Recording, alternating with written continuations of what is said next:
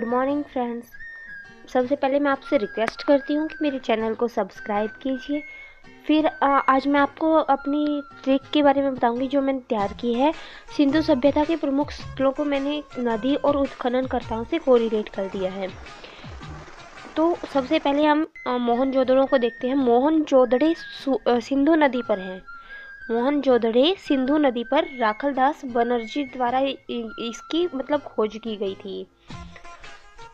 सिद्ध पुरुष जो है मोहन यानी कि भगवान श्री कृष्ण को कहता है कि रख ले दास बनाकर।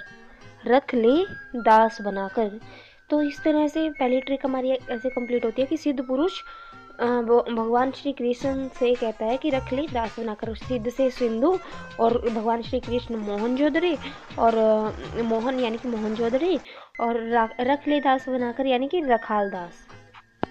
सिंधु नदी के किनारे जो दूसरा शहर है वो है जो गोपाल मजूमदार द्वारा जिसका उत्खनन किया गया था। ये सन 1931 में किया गया था। इसकी ट्रिक कुछ ऐसे है कि सिद्ध पुरुष जो चाहते थे वो भगवान श्री कृष्ण को मंजूर है, यानी कि सिद्ध पुरुष यानी कि सिंधु नदी, और जो चाहते थे यानी कि चनहूदड़ो, और भगवान श्री कृष्ण यानी कि गोपाल, और मंजूर है मतलब मजूमदार। तो चनहूदड़ो सिंधु नदी के किनारे गोपाल मजूमदार द्वारा सन 1931 में इसका उत्खनन किया गया। इसी तरह हमारी अगली ट्रिक है कालीबंगा। कालीबंगा जो है वो राजस्थान में है। इसका ट्रिक कुछ ऐसे है कि राजस्थान का एक आदमी है जिसने बैंगन को काला कर दिया, और काले बैंगन काला करने की वजह से वो अपनी बीवी से डर गया, बीवी के गुस्से से डर गया, और उसके बीवी जो है वो थप्पड़ मारती है, इसलिए वो गागरे में जा छुपा। तो ये थोड़ी यह भी है और थोड़ी अलग भी है। कालीबंगा यानी कि काला बैंगन, और राजस्थान का जो आदमी है वो राजस्थान की है ये कालीबंगा, और बीवी के जो है वो गुस्से में है, मतलब कि बीवी लाल, और वो थप्पड़ मारती है यानी कि बी के थप्पड़, और वो घाघरे में जा छुपा यानी कि गग्गर नदी के किनारे है। ये कालीबंगा जो है वो गग्गर नदी के किनारे है। इसका उत्खनन सन 1953 में किया गया था। हमारी अगली ट्रिक है लोथल से संबंधित। लोथल जो है वो गुजरात में है। ये भोगवा नदी के किनारे है, और रंगनाथ राव जो है इसके उत्खनन करता है, जिन्होंने सन 1955 से लेकर 62 तक यहाँ उत्खनन का कार्य किया था। इसमें जो ट्रिक है वो कुछ ऐसे है कि लोथ भोग नाथ। लोथ जो है लोथल, भोग जो है वो भोगवा, और नाथ जो है वो रंगनाथ राव। उसके बाद में हमारी अगली ट्रिक है रोपड़।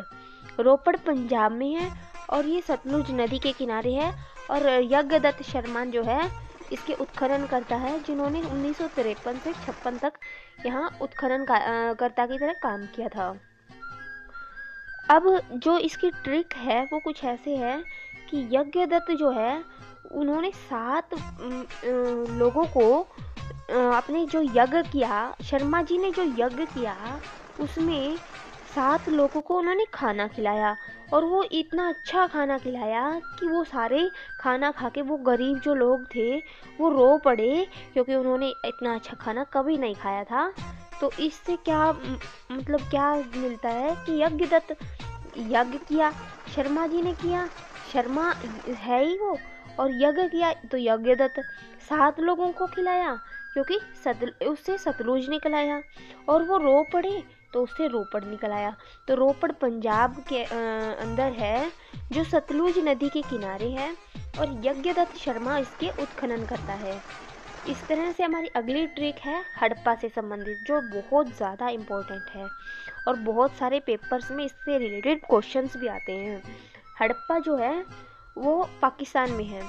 ये रावी नदी के किनारे है। दयाराम साहनी द्वारा सन 1921 में यहाँ जो उत्खनन का काम किया गया था।